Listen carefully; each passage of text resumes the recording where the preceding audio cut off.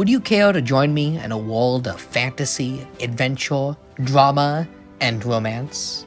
A world that teeters on peril and dares you to new experiences? Yet, you cannot bow out, no, for you are subject to the endless entrancement and beauty that is the fantasy furry kingdom of Xanadu.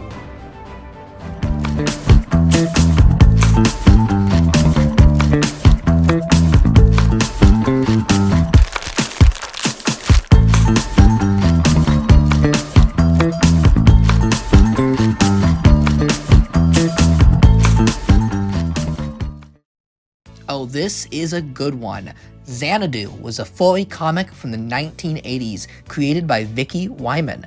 It was one of the first mainstream furry comics to feature an entirely anthropomorphic world in a singular story. Before this, most furry works, which were then known as funny animal comics, were relegated to anthology stories, such as Critters, or they had a decent mix of human characters alongside the animals in order to sell to more mainstream audiences. But Xanadu is unabashedly furry, yet it takes a lot of inspiration from cool 1980s fantasy like Labyrinth or ElfQuest. There's something so quintessentially 80s about this artwork. It has a retro graphic poster feel to it. Each panel looks like the art of Vox Populi, if you know that artist, mixed with Frank Frazetta. I don't know what you call this style, but it's as distinct and memorable as its cast of characters. Our main heroine is a unicorn named Empress Alicia. Yes, we actually follow the ruler of the kingdom in this fantasy world, which is unusual as I'm quite used to the monarchy being the bad guys in favor of more underclass heroes like serfs. However, Alicia is not a stereotypical monarch. She's a progressive reformer that wants to liberally rule her kingdom and usher in a new age of peace. That's not to say she won't put down her foot, or should I say hoof, since she is a unicorn, down and get in a skirmish if it means she can get her way. She fiercely believes in her values, although given the chance, she'd rather talk her way out of a fight and settle differences verbally. She's no nonsense, yet still charming, sexy, and feminine. I find this type of aspirational female very rare in fiction. Plus, she's a unicorn. Her royal guard is a dragon named Kinomon. He's stoic, brooding, and protective of Alicia, practically donating his life to protecting her. He's by all accounts her complete opposite. And that's by design.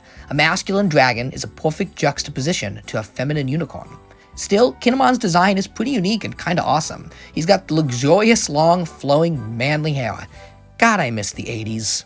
Rounding out our batch of heroes are Tab the cat and his lover, Lady Fatima. Tab is pretty much Disney's Robin Hood. He's a dashing folk hero that robs the rich and steals the hearts of ladies. Lady Fatima is basically an XP or copy of Maid Marian, albeit, sexed up Frank Frazetta style. The couple lives with the queen in her royal palace, and if you think it's odd that a literal thief and probably hooker live with the royal family, well, it's all part of the queen's PR strategy to soften her image and repair relations with the lower class. Again, she's a reformer. That's actually how we get our plot. The queen decides to attend the Millennium Celebration of the Golden Realm, which is a tropical island of dragons who live for tens of thousands of years. Hence the Millennium Celebration. It's the queen's birthday. She's turning 2,000 years old. These dragons are known as the Kaiwen. Hope I'm saying that right. The Kaiwen are godlike creatures with great power and magic, yet they're forbidden to love outside species. The world of Xanadu is filled with interspecies matchups, yet these dragons, they can't ever date, say, a fox, because a fox can't live for thousands of years like they do. Anyways, the queen wants to sail to the Golden Realm with her royal guard, thief, and bimbo. If these characters are a bit too much to process, just try to imagine Princess Sally from the Sonic TV show, Puss in Boots from Shrek, Maid Marian, and a dragon go on a pirate adventure. If that doesn't sell you on this comic, I don't know what will. So the gang of misfits sail to the Golden Realm and party with the queen and all's happy, right? Nope, it's more complicated than that.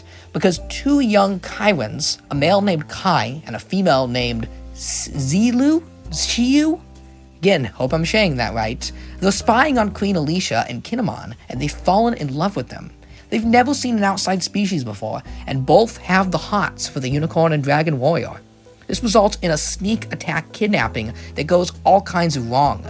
The dragon's magical attacks hit a pirate ship that is convinced Tab and Lady Fatima's ship hit them, while the dragons successfully fly off with the Queen and Kinnamon. So now Queen Alicia and Kinnamon are dragon prisoners on a tropical island with magical dragon love-making and seduction. Oh yeah. While Tab and Lady Fatima are taken prisoners aboard the pirate ship. The second half of the comic is where Xanadu really shines. Up until this point, the story has built a fantasy world that is both intriguing and beautiful. You get sucked right into this world with its charming characters. But then the story gets real, and you'd expect some major action in the second half. And while there is some decent action, the majority of our finale is really just talking and reasoning. Alicia is anything but seduced by the magical dragon Kai, because she believes he killed her friends when they were attacking the pirates. She sees right through his soul and is unimpressed by all of his magic and powers. She even admits that he's quite physically attractive, but his soul is so cold-hearted and evil, she'd die before loving him. Kai's sister is interested in romancing Kinnamon, but he's so stoic and militaristic and close-guarded that he never gives her a chance. This dragon bimbo practically throws herself at him, yet his devotion to protecting the queen trumps any beauties he has. We even get this bizarre and disturbing scene where Ji-Lu reveals that she has shape-shifting powers and morphs her body into Kinnamon's dead wife. Okay, what the? Meanwhile, Tab and Lady Fatima actually make friends with the supposed evil pirates. By the way, those pirates, did I mention they're frickin' dinosaur people? In one comic, we get anthropomorphic unicorns, dragons, and dinosaurs. Simply astounding. These guys live off the grid, and they vow not to use modern technology. So basically, they're fully Amish people. Ship doesn't even have actual sails. Instead, a large dinosaur, who can speak and is anthro, pulls the entire ship. But the dino is wounded by the Corinnes, and Lady Fatima uses her healing magic to bring the dino back to health. This leads to our big finale, where dinosaurs, magical dragons, and our main heroes meet face to face. But not before they've come face to face with actual evil pirates. You know, the kind of stereotypical pirates, the ones they thought they were gonna meet. Surprise, surprise, they all team up together and beat the evil pirates and make peace. Both the magical dragons, Kai and Ji-Lu, I still don't know how to pronounce that name. Ji-Li? Somebody help me out here. They realize they're only several hundred years old and young, and they're not ready for any long-term relationship, obviously. Of course, that doesn't stop Alicia from getting it on with Kai. Hey now! After the Queen and Kai indulge, don't worry, it's PG, we don't see anything, she is given a gift by him. Large, beautiful unicorn wings. And these aren't temporary, these are like hers now. She's a unicorn that can fly. And that's how our story ends. Our queen gets some, and Red Bull gives her wings. Fantasy has a large presence in the world of Furry. Anthro itself comes from fantasy folktales, so it's no surprise I've read so many stories of sword and sorcery in this community. Xanadu has all the hallmarks of a great fantasy furry story. It's got great characters, good design, an enchanting world of castles and pirates and thieves.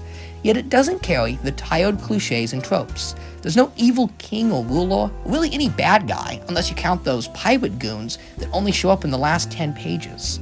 Instead, we get different people, each with their own perspectives, and a view of a world they all want to change for the better. Alicia, in particular, is a standout. She isn't afraid to challenge conventional thought and tradition. So much of fantasy comes from the strife of monarchy, always with traditional, close-guarded social values of the Middle Ages. Can't show skin, endless famine, hunger, disease, and war. Xanadu, across the Diamond Seas, doesn't have war or a large conflict. It also isn't afraid to have a non-conformist queen, who is very sexy and not afraid to flaunt her body. All of our characters are actually very confident in themselves and their kingdom. There's nothing wrong with being traditional, and these tropes have been in fiction for thousands of years, so they must be working. But fantasy all too often is dark, grim, and gritty, and a world of anthro-cartoon animals just, that dark and grittiness doesn't cut it for me. I mean, there's a reason my favorite Robin Hood isn't Kevin Costner, but instead a bright, orange, friendly fox. Xanadu was written, created, and drawn by Vicky, Wyman. This makes the comic the first female-created mainstream furry fiction. And it makes sense too. Xanadu is unabashedly romantic and feminine. The comic book is straight out of the 1980s, with its Lisa Frank-style fantasy, long-haired dragons and dragon men, unicorn princesses. It's like a girl's fantasy, and that's what makes it so damn cool. It stands out among the crowded fantasy novels and comics of the era. Xanadu knew exactly what it was, and wasn't afraid to be the hippie among a crowd of jocks and cheerleaders. When I was making this video, I thought it would be cool to reach out and interview Vicky Wyman, but I was extremely sad to find out that she had passed a few years ago. So let's pull one out for Vicky Wyman. She gave female furries a voice and challenged fantasy genre norms with a comic that was innovative as it was sleek, sexy, and awesome. Xanadu can be found quite cheap on the secondhand market and deserves a place in any furry comic library. This one's for you, Vicky.